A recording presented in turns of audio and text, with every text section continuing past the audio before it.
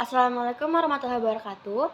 Di sini saya dan teman-teman saya dari kelompok 5 ingin membahas tentang persamaan kedudukan warga negara dalam Undang-Undang Dasar Negara Republik Indonesia tahun 1945.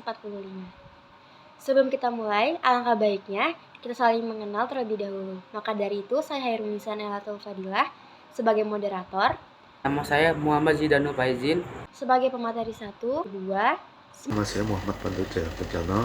sebagai pemateri 3, Nama saya Dava Suara. sebagai pemateri 4, Nama saya Ahmad Taufar Rajasa dari sebagai pemateri 5, Perkenalkan, nama saya Najwa Jara Salsabila. sebagai pemateri 6. Sudah cukup untuk perkenalannya, mari kita masuk ke dalam pembahasan kali ini. Terlebih dahulu saya persilahkan kepada pemateri 1 dan 2. Di sini saya akan membacakan materi 1 dan materi 2. Materi pertama, persamaan kedudukan warga negara. Persamaan kedudukan warga negara sejatinya telah diatur dalam Undang-Undang Dasar Negara Republik Indonesia tahun 1945. Aturan persamaan kedudukan warga negara perlu diterapkan agar tidak terjadi kesewenang-wenangan antara warga negara dengan penyelenggara negara dan warga negara dengan warga negara. Kemudian, persamaan kedudukan warga negara dalam aspek hukum dijelaskan dalam pasal 27 Undang-Undang Dasar 1945. Di dalamnya disebutkan negara menjamin warganya tanpa mendiskriminasi ras, agama, gender, budaya, suku, dan golongan. Sekian materi dari saya. Terima kasih. Oke, terima kasih kepada pemateri 1 dan 2 yang sudah menjelaskan tentang apa itu persamaan kedudukan warga negara. Setelah itu saya persilahkan kepada pemateri 3. Langsung saja saya akan membawakan presentasinya. Sebuah negara memiliki wewenang untuk menentukan siapa yang menjadi warga negaranya. Umumnya kewarganegaraan seseorang ditentukan melalui dua, yaitu asas kewarganegaraan dan naturalisasi, yang meliputi 1. Asas ius sanguinis atau law of the blood adalah asas yang menentukan kewarganegaraan seseorang berdasarkan keturunan, bukan berdasarkan negara tempat kelahiran. Secara sederhana, dengan asas ini, kewarganegaraan seseorang anak ditentukan berdasarkan kewarganegaraan orang tuanya. Asas ius soil atau law of the soil adalah asas yang menentukan kewarganegaraan seseorang berdasarkan tempat kelahiran di Indonesia. Asas ini diberlakukan secara terbatas bagi anak-anak, yang kemudian peraturannya diatur lebih rinci dalam undang-undang. Asas kewarganegaraan tunggal adalah asas yang menentukan satu kewarganegaraan bagi setiap orang. Asas kewarganegaraan ganda terbatas adalah asas yang menentukan kewarganegaraan ganda bagi anak-anak yang ketentuannya diatur lebih rinci dalam undang-undang. Terima kasih untuk pemateri 3. Saya lanjutkan dengan pemateri 4. Silakan. Adapun materi yang saya akan sampaikan sebagai berikut. Adapun hak dan kewajiban warga negara sesuai dengan UUD 1945 sebagai berikut. 1.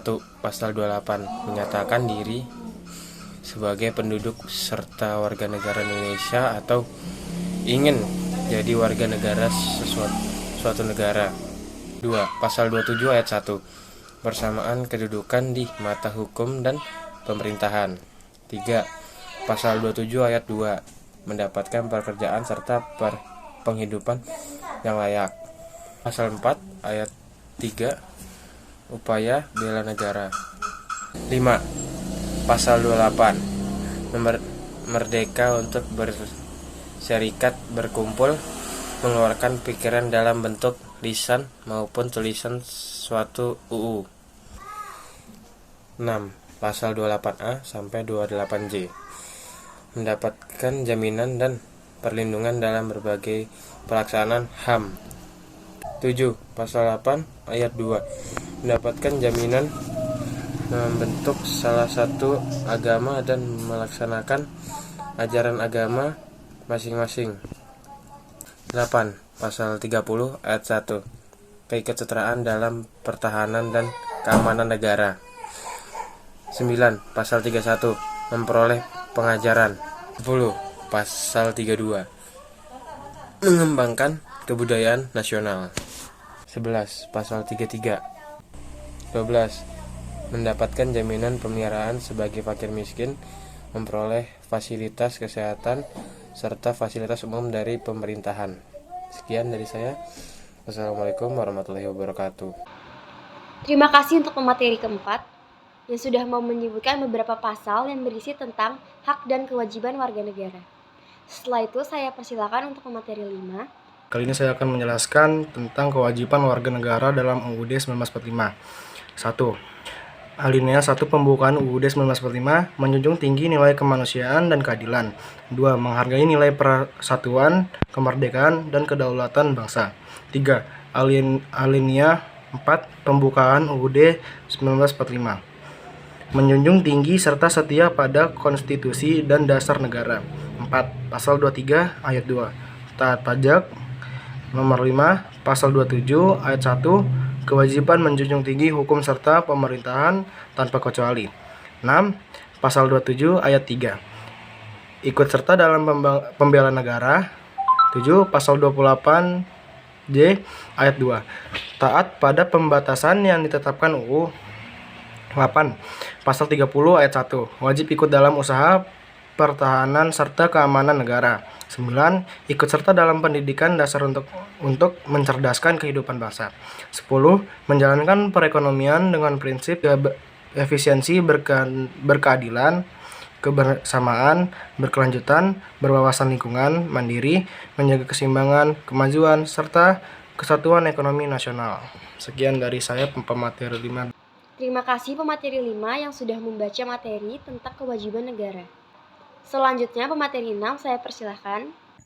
Beberapa cara menghargai persamaan kedudukan warga negara, diantaranya menghargai persamaan kedudukan warga negara tanpa membedakan agama, menghargai persamaan kedudukan warga negara tanpa membedakan gender, menghargai persamaan kedudukan warga negara tanpa membedakan suku. Oke, terima kasih kepada pemateri 6 yang sudah membahas apa saja tata cara menghargai persamaan kedudukan. Kesimpulan yang kami dapat dari materi ini adalah setiap warga negara memiliki hak, kedudukan, dan kewajiban yang sama dalam bermasyarakat, berbangsa, dan negara tanpa membedakan ras, agama, golongan, budaya, dan suku untuk mewujudkan kehidupan yang harmonis serta menjaga persatuan dan kesatuan negara dengan mengembangkan nilai-nilai dan sikap rasa hormat, menghargai, bertanggung rasa, dan rasa sosial. Sekian dari kami, kurang lebihnya mohon maaf. Wassalamualaikum warahmatullahi wabarakatuh.